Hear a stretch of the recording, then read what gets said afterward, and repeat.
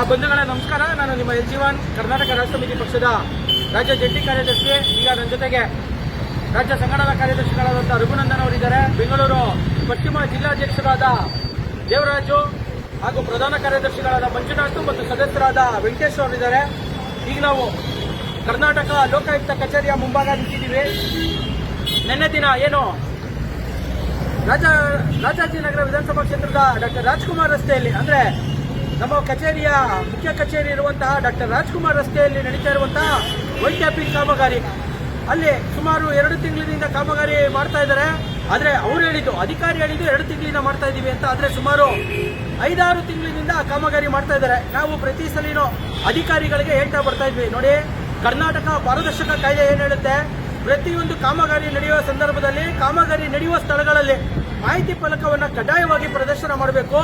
ಸಾರ್ವಜನಿಕರ ತೆರಿಗೆ ಹಣದಿಂದ ಮಾಡ್ತಾ ಇರುವಂತಹ ಕಾಮಗಾರಿಗಳಿದ್ದು ಸಾರ್ವಜನಿಕರಿಗೆ ಗೊತ್ತಾಗಬೇಕು. ಈ ವೈಟ್ ಟ್ಯಾಪಿಂಗ್ಗೆ ಎಷ್ಟು ಕೋಟಿ ಖರ್ಚಾಗ್ತಾ ಇದೆ, ಇದಕ್ಕೆ ಸಂಬಂಧಪಟ್ಟಂತ ಗುತ್ತಿಗೆದಾರ ಯಾರು, ಮಾಡ್ತಾ ಕಾರ್ಯನಿರ್ವಹಿಸುವಂತ ಬಿಬಿಎಂಪಿ ಅಥವಾ ಜಿಬಿಎ ಯಾರು ಅಧಿಕಾರಿ ಕೆಳಗಡೆ ಇದು ಕೆಲಸ ನಡೀತಾ ಇದೆ, ಅವರು ಅದನ್ನ ವೀಕ್ಷಣೆ ಮಾಡ್ತಾ ಇದ್ದಾರೋ ಇಲ್ವೋ, ಮತ್ತೆ ಸರಿಯಾಗಿ ಕೆಲಸಗಳು ಆಗ್ತಾ ಇದ್ದಂತ ಸಂದರ್ಭದಲ್ಲಿ ಅಧಿಕಾರಿಗಳಿಗೆ ಅಥವಾ ಗುತ್ತಿಗೆದಾರರಿಗೆ ಫೋನ್ ಮಾಡಿ ಸ್ಥಳೀಯರು ವಿಚಾರಗಳನ್ನು ತಿಳಿಸಬೇಕು. ಆ ಕಾರಣದಿಂದಾಗಿ ಕರ್ನಾಟಕ ಟ್ರಾನ್ಸ್ಪರೆನ್ಸಿ ಆಕ್ಟ್, ಕರ್ನಾಟಕ ಪಾರದರ್ಶಕ ಕಾಯ್ದೆ ಪ್ರಕಾರ ಕಡ್ಡಾಯವಾಗಿ ಮಾಹಿತಿ ಫಲಕವನ್ನು ಪ್ರದರ್ಶನ ಮಾಡಬೇಕು. ನಾವು ಪ್ರತಿ ಬಾರಿಯೂ ಅಧಿಕಾರಿಗಳು ಸಿಕ್ಕಿದಾಗ ಮತ್ತೆ ಗುತ್ತಿಗೆದಾರನಿಗೆ, ನೋಡಪ್ಪ ನಮ್ಮ ಕಚೇರಿಯ ಮುಂಭಾಗನೆ ಮಾಡ್ತಾ ಇದ್ದೀರಾ, ಕರ್ನಾಟಕ ರಾಷ್ಟ್ರ ಸಮಿತಿ ಪಕ್ಷ ಭ್ರಷ್ಟಾಚಾರ ಮುಕ್ತ ಮಾಡಬೇಕು, ಲಂಚ ಮುಕ್ತ ಮಾಡಬೇಕು, ಮತ್ತೆ ಆಡಳಿತದಲ್ಲಿ ಪಾರದರ್ಶಕತೆ ಬರಬೇಕು ಅನ್ನೋ ನಿಟ್ಟಿನಲ್ಲಿ ಹೋರಾಟ ಮಾಡ್ತಾ ಇರುವಂತದ್ದು. ನಮ್ಮ ಕಚೇರಿಯ ಮುಂದೆ ಈ ತರ ಅಕ್ರಮಗಳು, ಅನ್ಯಾಯಗಳು ನಡೀತಾ ಇದೆ, ನಾವು ಸಹಿಸಲ್ಲ. ದಯಮಾಡಿ ಬೋರ್ಡ್ ಮಾಹಿತಿ ಫಲಕವನ್ನು ಹಾಕಿ ಅಂತ ನಾವು 3-4 ಬಾರಿ ಅವ್ರಿಗೆ ಮನವಿ ಮಾಡಿದ್ವಿ.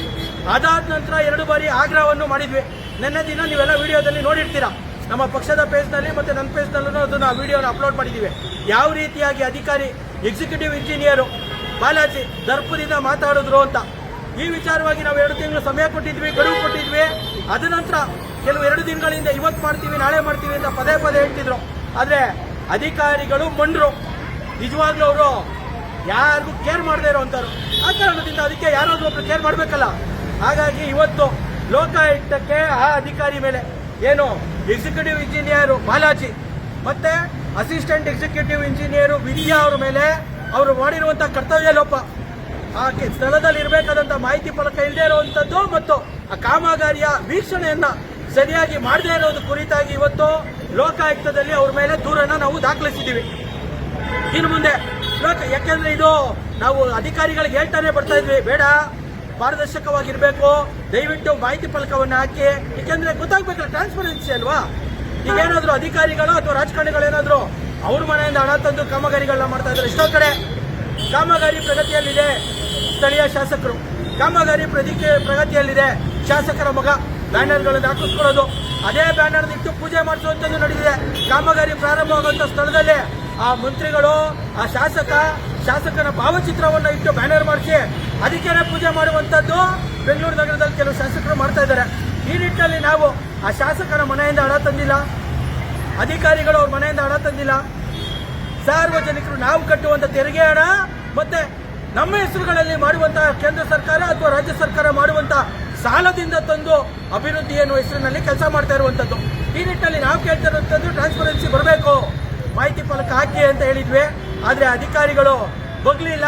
ಆ ಕಾರಣದಿಂದಾಗಿ ಇವತ್ತು ಲೋಕಾಯುಕ್ತದಲ್ಲಿ ಆ 2 ಅಧಿಕಾರಿಗಳ ಮೇಲೆ ನಾವು ದೂರನ್ನ ಸಲ್ಲಿಸಿದೀವಿ.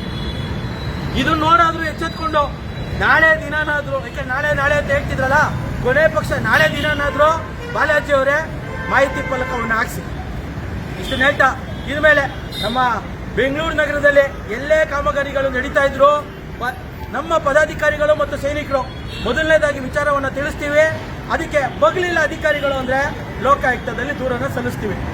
ಇಷ್ಟು ಹೇಳ್ತಾ ಇವತ್ತು ನನ್ನ ಜೊತೆ ಸಹಕರಿಸಿದಂತ ಎಲ್ಲರಿಗೂ ಧನ್ಯವಾದಗಳನ್ನು ತಿಳಿಸ್ತೀನಿ. ನಮಸ್ಕಾರ.